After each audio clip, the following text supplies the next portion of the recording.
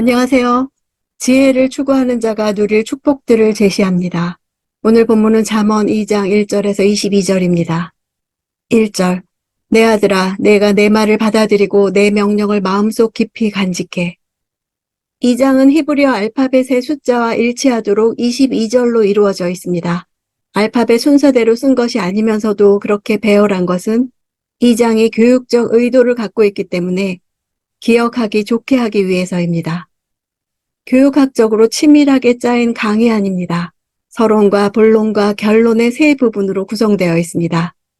내 아들아 라고 시작하는 것은 듣는 자에 대한 솔로몬의 깊은 사랑과 관심을 나타내 내용에 귀를 기울이게 하는 효과를 갖습니다.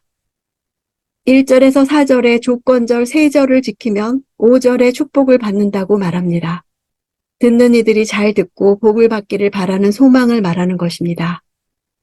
계단적 대꾸 구조로 앞에 말과 뒤에 명령, 앞에 받아들이고와 뒤에 깊이 간직해로 사상의 발전을 이루고 있습니다. 간직한다는 단어는 숨기다라는 뜻이 있어서 은밀한 곳에 소중하게 간직하듯이 자신의 명령을 소중하게 여기며 준수해야 한다는 의미를 지닙니다.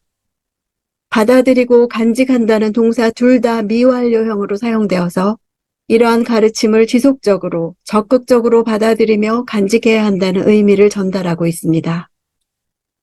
3절, 4절.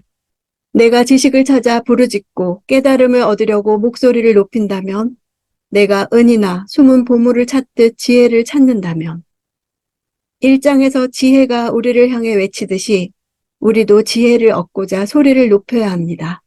지혜의 가치를 은이나 보물에 빗대는 것은 일반적으로 사람들이 최고의 가치와 관심의 대상으로 삼고 있는 것들에 초점을 맞춰 효과적인 이해를 끌어내고 있습니다.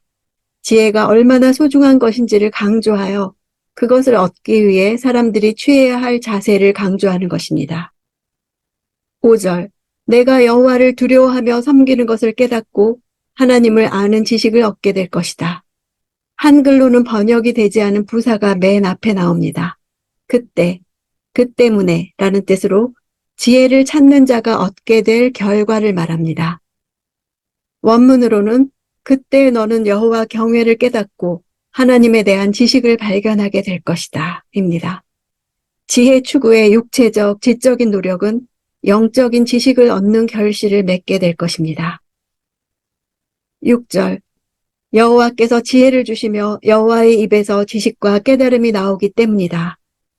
지혜는 하나님의 절대적 주권에 따라 부여되는 선물과 같은 것입니다. 하나님은 간절히 구하는 자들에게 지혜를 베푸십니다. 솔로몬은 자기 자신에게 있었던 일을 말하는 것으로 보입니다.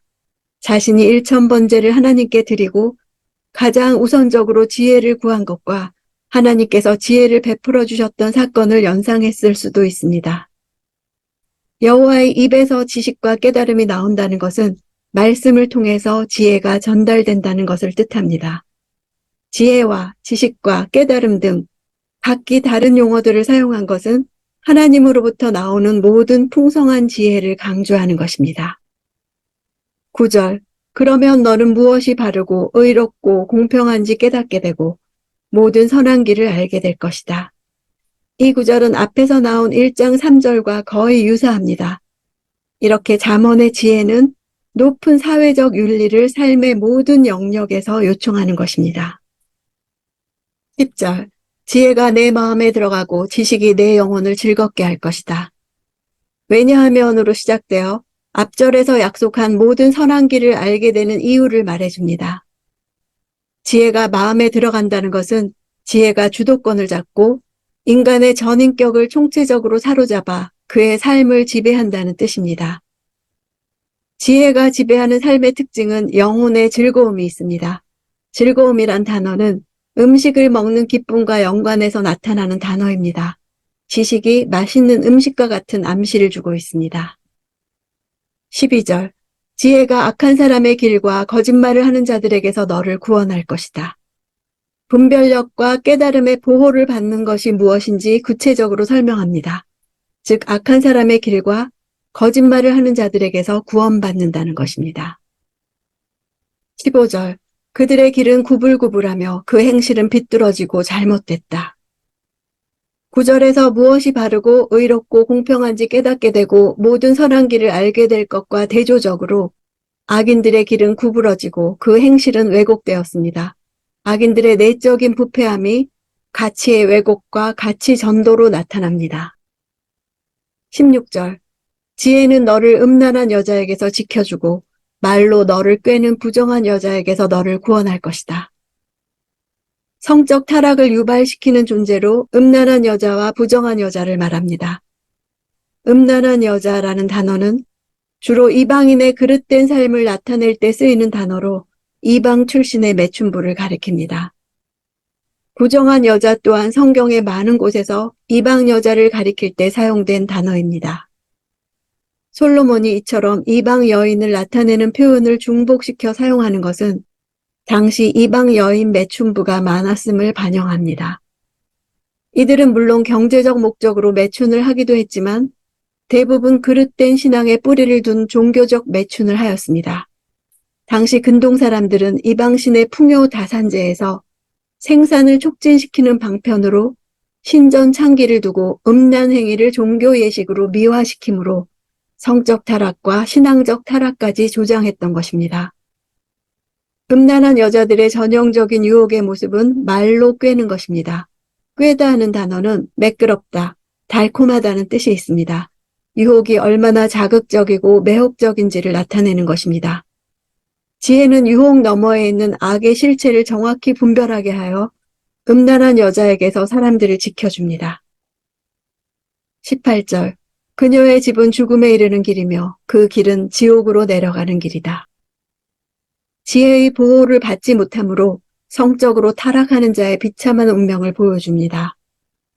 여인에게서 성적인 만족을 얻으려고 들어갔던 자들은 모두 깊은 어둠의 세계에 떨어지게 되는 것입니다. 19절 그녀에게로 가는 사람은 아무도 다시 돌아올 수 없고 다시는 생명의 길로 돌아오지 못한다. 음녀와 지혜의 초대는 대조적입니다. 지혜는 진정한 생명의 길을 약속하지만 음녀는 생명의 길로 오지 못하게 합니다. 20절 그러므로 너는 선한 사람들이 가는 길로 가고 의로운 사람이 가는 길로만 가거라. 계속적으로 핵심 단어는 길입니다. 음녀에게 들어간 자들은 죽음에 이르는 길, 지옥으로 내려가는 길로 가고 생명의 길로 돌아오지 못하지만 지혜를 따르면 선한 사람들이 가는 길, 의로운 사람이 가는 길로 가게 됩니다. 의에 해당하는 히브리어 단어 체데크와 미시파트는 사회적 측면이 강합니다. 의란 단지 개인적 도덕이 아니라 사회 정의에 헌신하는 삶을 말하는 것입니다. 21절 정직한 사람은 그 땅에서 살 것이요 흠 없이 사는 사람은 살아남게 될 것이지만 땅은 구약 성경에서 중요한 하나님의 축복으로 제시되고 있습니다. 땅은 하나님께서 주신 삶의 터전으로 하나님의 선물입니다. 땅에 거하며 살아간다는 것은 축복을 누리며 살아가는 삶 그 자체를 의미합니다. 잠언은 성공적인 사고방식이나 행동이나 습관을 가르치기보다 그러한 것을 가능하게 하는 사람됨, 즉 하나님의 성품이 내면화된 사람의 모습을 보여주고 우리가 어떻게 그러한 사람으로 만들어져 갈 수 있는지를 가르쳐 줍니다. 그러한 인격 형성은 자신의 의지와 훈련만으로 이루어지지 않습니다. 인간이 가치 중립 상태에서 생을 출발하는 것이 아니라 악의 실질적 지배와 불의한 세상의 유혹과 압력에 맞서서 힘든 걸음을 떼어놓기 때문입니다. 연약한 인간은 하나님을 믿고 의지하며 그분의 도움을 구해야만 지혜롭고 의로운 삶을 향해 나아갈 수 있기에 여호와를 경외하는 것이 지식의 근본이라고 하는 것입니다. 하나님은 자신이 원하시는 질서를 세상에 심어 놓으셨고 최종의 권위로서 그것을 직접 관리하고 운영하고 계십니다. 아직 어린 아들을 훈계하는 아버지와 같이 사람들이 지혜의 마음속기를 원하셔서 주권적인 은혜로 직접 인간사에 개입하십니다. 이 시대를 살아나가기 위해 무엇이 바르고 의롭고 공평한지 깨닫는 것이 필요합니다. 모든 선한 길을 알게 될 것이라 약속하시는 하나님의 말씀을 오늘 내 삶에서 듣기 원합니다.